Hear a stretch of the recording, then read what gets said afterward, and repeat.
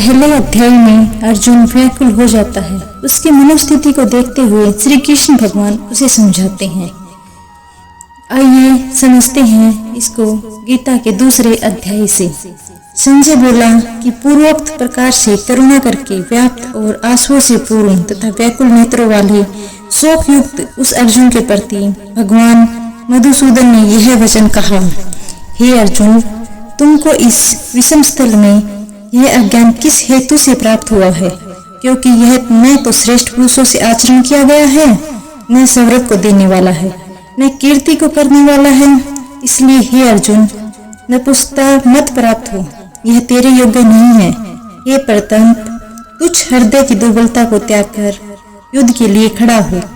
तब अर्जुन बोला कि हे मधुसूदन, मैं रणभूमि में भीष्म पितामह और द्रोणाचार्य के प्रति किस प्रकार बाणों करके युद्ध करूंगा? क्योंकि हे अरिसूदन, वे दोनों ही पूजनीय हैं। इसलिए इन महानुभावों गुरुजनों न मारकर इस लोक में भिक्षा अन्न भी भोगना कल्याणकारक समझता हूँ। क्योंकि गुरुजनों को मारकर भी इस लोक में रुधिर से सने हुए अर्थ और काम रूप भोगों को ही तो भोगूंगा।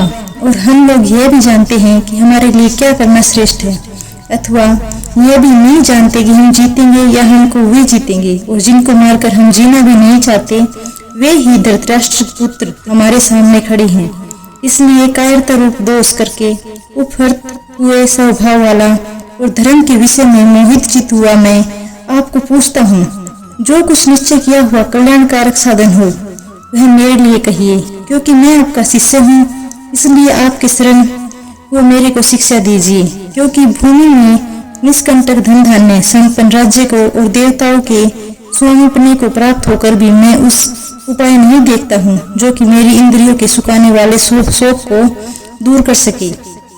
संजय बोला, हे राजन, निद्रा को जीतने वाला अर्जुन अंतर्यामी श्री कृष्ण महाराज के प्रति इस प्रकार कहकर फिर श्री गोविंद भगवान को युद्ध नहीं करूंगा ऐसे स्पष्ट कहकर चुप हो गया। उसके उपरांत हे भरतवंशी धृतराष्ट्र, अंतर्यामी श्री कृष्ण महाराज ने दोनों सेनाओं के बीच में उस शोक युक्त अर्जुन को हंसते हुए यह वचन कहा, हे अर्जुन, तू न तो शोक करने योग्यों के प्रति शोक करता है और पंडितों से वचनों को कहता है, परंतु पंडित जन जिनके प्राण चले गए हैं उनके लिए और जिनके प्राण नहीं गए हैं उनके लिए भी शोक नहीं करते। क्योंकि आत्मा नित्य है, इसलिए शोक करना अयुक्त है। वास्तव में न तो ऐसा ही है कि मैं किसी काल में नहीं था, अथवा तू नहीं था, अथवा यह राजा लोग नहीं थे, और न ऐसा ही है इससे आगे हम सब नहीं रहेंगे।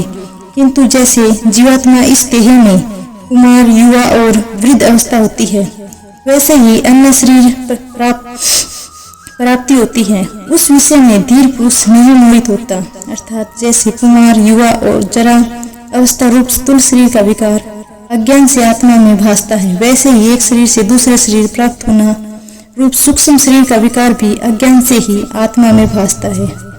इसलिए तत्व को जानने वाला धीर पुरुष इस विषय में मोहित नहीं होता। हे कुंती पुत्र, सर्दी गर्मी और सुख दुख को देने वाले इंद्रिय और विषयों के संयोग तो क्षणभंगुर और अनित्य है। इसलिए हे भरतवंशी अर्जुन, उनको तू सहन कर। क्योंकि हे पुरुष श्रेष्ठ, दुख सुख को समान समझने वाले जिस धीर पुरुष यह इंद्रियों के विषय व्याकुल नहीं कर सकती, वह मोक्ष के लिए योग्य होता है। और ये अर्जुन, असत वस्तु का तो अस्तित्व नहीं है और सतत अभाव नहीं है। इस प्रकार इन दोनों का ही तत्व ज्ञानी पुरुषों द्वारा देखा गया है। इस न्याय के अनुसार नाश रहित तो उसको जान की जिससे यह संपूर्ण जगत व्याप्त है। क्योंकि इस अविनाशी का विनाश करने वाला कोई भी समर्थ नहीं है। और इस नाश रहित अपरिमेय नित्य स्वरूप जीवात्मा के यह सब शरीर नाशवान कहे गए हैं। इसलिए हे भरतवंशी अर्जुन, तू युद्ध कर। जो इस आत्मा को मारने वाला समझता है तथा जो इसको मरा मानता है, वे दोनों ही नहीं जानते। क्योंकि यह आत्मा न तो मरता है न मारा जाता है। यह आत्मा किसी काल भी नहीं जन्मता न मरता है, अथवा न यह आत्मा हो करके फिर होने वाला है। क्योंकि यह अजन्मा, नित्य, शाश्वत और पुरातन है। शरीर के नाश होने पर भी यह नाश नहीं होता है। हे प्रीतपुत्र अर्जुन, जो पुरुष इस आत्मा को नाश रहित, नित्य, अजन्मा और अव्यय जानता है, वह पुरुष कैसे किसको मरवाता है और कैसे किसको मारता है। और यदि तू कहे कि मैं तो शरीर के वियोग का शोक करता हूँ, तो यह भी उचित नहीं है, क्योंकि जैसे मनुष्य पुराने वस्त्रों को त्याग कर दूसरे नए वस्त्रों को धारण करता है, वैसे ही जीवात्मा पुराने शरीर को त्याग कर दूसरे नए शरीर को प्राप्त होता है।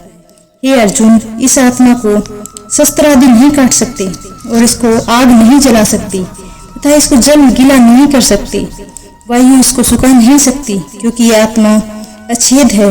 यह आत्मा अधाय, अधिक और असोस्य है तथा यह आत्मा निसंदेह, नित्य, सर्वव्यापक, अचल, स्थिर रहने वाला और सनातन है। यह आत्मा अव्यक्त अर्थात इंद्रियों का अविषय और यह आत्मा अचिंत्य अर्थात मन का अविषय और यह आत्मा विकार रहित अर्थात न बदलने वाला कहा गया है। इससे हे अर्जुन, इस आत्मा को ऐसा जानकर तू शोक करने को योग्य नहीं है, अर्थात तुझे शोक करना उचित नहीं है।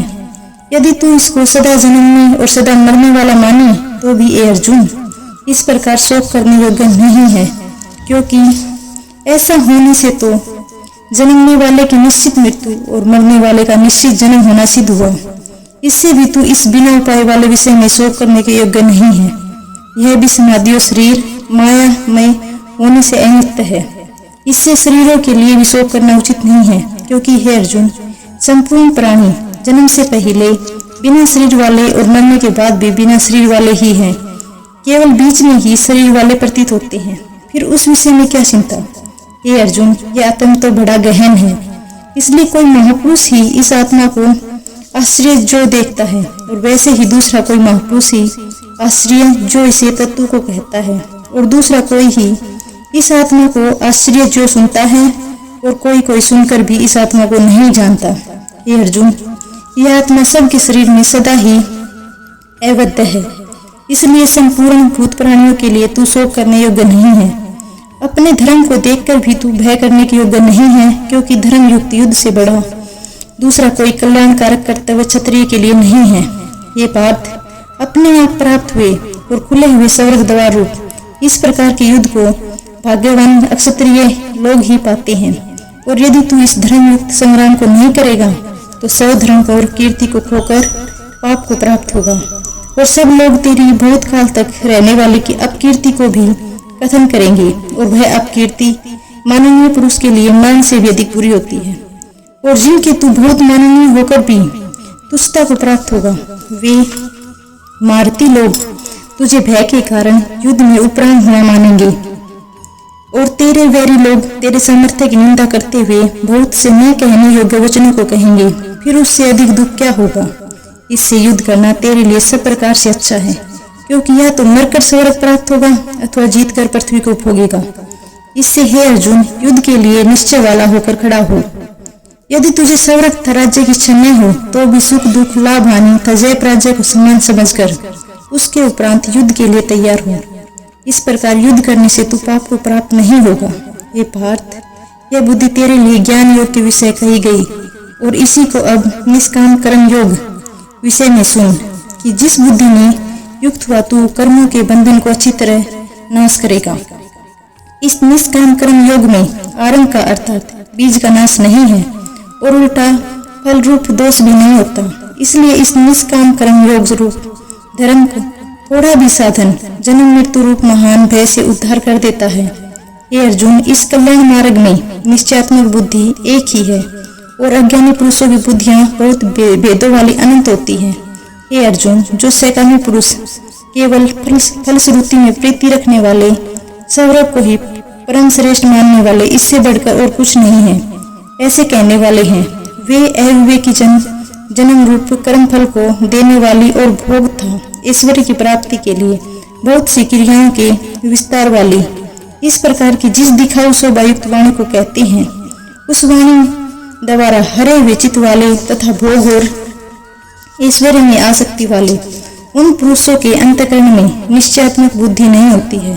हे अर्जुन, सब वेद तीन गुणों के कार्य रूप संसार को विषय करने वाले अर्थात प्रकाश करने वाले हैं। इसलिए तू असंसारी अर्थात निष्कामी, सुख दुख आदि द्वंद्वों से रहित नित्य वस्तु स्थित तथा योग सीम को नहीं चाहने वाला और आत्मपरायण हो। क्योंकि मनुष्य का सब ओर से परिपूर्ण जलाशय के प्राप्त होने पर छोटे जलाशय में जितना प्रयोजन रहता है, अच्छी प्रकार धर्म को जानने वाला ब्राह्मण का भी सब वेदों में उतना ही प्रयोजन रहता है। अर्थात जैसे बड़े जलाशय प्राप्त हो जाने पर जल के लिए छोटे जलाशय की आवश्यकता नहीं रहती, वैसे ही ब्रह्मानंद प्राप्ति होने पर आनंद के लिए वेदों की आवश्यकता नहीं रहती। इससे तेरा कर्म करने मात्र से ही अधिकार हो गई, फल में कभी नहीं, और तू कर्मों के फल की वासना वाला भी मत हो, तथा तेरी कर्म न करने में भी प्रीति न हो गई। हे धनंजय, आसक्ति को त्याग कर तथा सिद्धि और असिद्धि में समान बुद्धि वाला होकर योग में स्थित हुआ कर्मों को कर। यह समता भाव ही योग नाम से कहा जाता है। इस समता रूप बुद्धि योग से सकाम कर्म अत्यंत तुच्छ है। इसलिए हे धनंजय, समता बुद्धि योग का आश्रय ग्रहण कर, क्योंकि फल की वासना वाले अत्यंत दीन है। समता बुद्धि युक्त पुरुष पुण्य पाप दोनों को इस लोक में ही त्याग देता है, अर्थात उनसे लिप्यमान नहीं होता। इससे समता बुद्धि योग के लिए चेष्टा कर। यह समता बुद्धि रूप योग ही कर्मों में चतुरता है, अर्थात कर्म बंधन से छूटने का उपाय है। क्योंकि बुद्धि योग युक्त ज्ञानी जन कर्मों से उत्पन्न होने वाले फल को त्याग कर जन्म रूप बंधन से छूटे हुए निर्दोष अर्थात अमृतमय परम पद को प्राप्त होते हैं। हे अर्जुन, जिस काल में तेरी बुद्धि मोह रूप दलदल को बिल्कुल तर जाएगी, तब तू सुनने योग्य और सुने हुए के वैराग्य को प्राप्त होगा। जब तेरी अनेक प्रकार सिद्धांतों को सुनने में विचलित हुई बुद्धि परमात्मा के स्वरूप में अचल और स्थित ठहर जाएगी, तब तू समता रूप योग को प्राप्त होगा। इस प्रकार भगवान के वचनों को सुनकर अर्जुन ने पूछा, हे केशव, समाधि में स्थित स्थिर बुद्धि वाले पुरुष का क्या लक्षण है, और स्थिर बुद्धि पुरुष कैसे बोलता है, कैसे बैठता है, कैसे चलता है। उसके उपरांत श्री कृष्ण महाराज बोले, हे अर्जुन, जिस काल में यह पुरुष मन में स्थित संपूर्ण कामनाओं को त्याग देता है, उस काल में आत्मा ही आत्मा में संतुष्ट हुआ स्थिर बुद्धि वाला कहा जाता है, तथा दुखों की प्राप्ति उद्वेग रहित है। मन जिसका और सुखों की प्राप्ति में दूर हो गई है स्प्रिया जिसकी, तथा नष्ट हो गए हैं राग भय क्रोध जिसके, ऐसा मन स्थिर बुद्धि वाला कहा जाता है। जो पुरुष सर्वत्र स्नेह रहित हुआ उन शुभ तथा अशुभ वस्तुओं को प्राप्त होकर न प्रसन्न होता है और न द्वेष करता है, उसकी बुद्धि स्थिर है। और कछुआ अपने अंडों को जैसे समेट लेता है, वैसे ही यह पुरुष सब ओर से अपने इंद्रियों को इंद्रियों के विषय से समेट लेता है, तब उसकी बुद्धि स्थिर होती है। यद्यपि इंद्रियों के द्वारा विषयों को न ग्रहण करने वाले पुरुष भी केवल विषय तो निवृत्त हो जाते हैं, परंतु राग नहीं निवृत्त होता, और इस पुरुष का तो राग भी परमात्मा को साक्षात करके निवृत्त हो जाता है। और हे अर्जुन, जिससे कि यत्न करते हुए बुद्धिमान पुरुष भी मन को यह समर्थन स्वभाव वाली इंद्रियां बलात्कार से हर लेती हैं, इसलिए मनुष्य को चाहिए कि उन संपूर्ण इंद्रियों को वश में करके समाहित चित्त हुआ मेरे प्राण स्थित हो गए।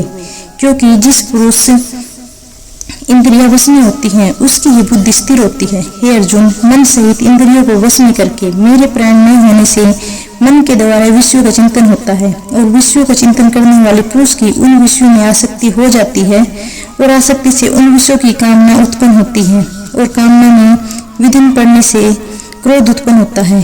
क्रोध से अविवेक अर्थात मूढ़ भाव उत्पन्न होता है, और अविवेक से समझ शक्ति भ्रमित हो जाती है, और स्मृति के भ्रमित हो जाने से बुद्धि अर्थात ज्ञान शक्ति का नाश हो जाता है, और बुद्धि के नाश होने से यह पुरुष अपने श्री साधन से गिर जाता है। परंतु स्वाधीन अंतःकरण वाला पुरुष राग द्वेष से रहित अपने वश की हुई इंद्रियों द्वारा विषयों को भोगता हुआ अंतःकरण की प्रसन्नता अर्थात स्वस्थता को प्राप्त कर लेता है।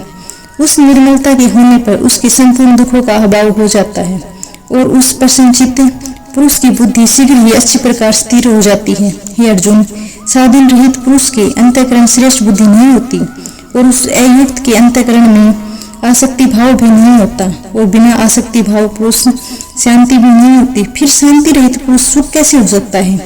क्योंकि जल में वायु नाव को जैसे हर लेता है, वैसे ही विश्व में विचरती हुई इंद्रियां बीच में जिस इंद्रिय के साथ मन रहता है, वह एक ही इंद्रिय इस अयुक्त पुरुष की बुद्धि को हर लेती है। इसलिए इससे हे महाभाव, जिस पुरुष की इंद्रिय सब प्रकार इंद्रियों के विषयों से वश में की हुई होती है, उसकी बुद्धि स्थिर होती है। और ये अर्जुन, संपूर्ण भूत प्राणियों के लिए जो रात्रि है, उस नित्य शुद्ध बोध स्वरूप परमानंद भगवत को प्राप्त हुआ योगी पुरुष जागता है, और जिस नाशवान समय घोर सांसारिक सुख में सब भूत प्राणी जागते हैं, तत्व को जानने वाले मुनि के लिए वह रात्रि है।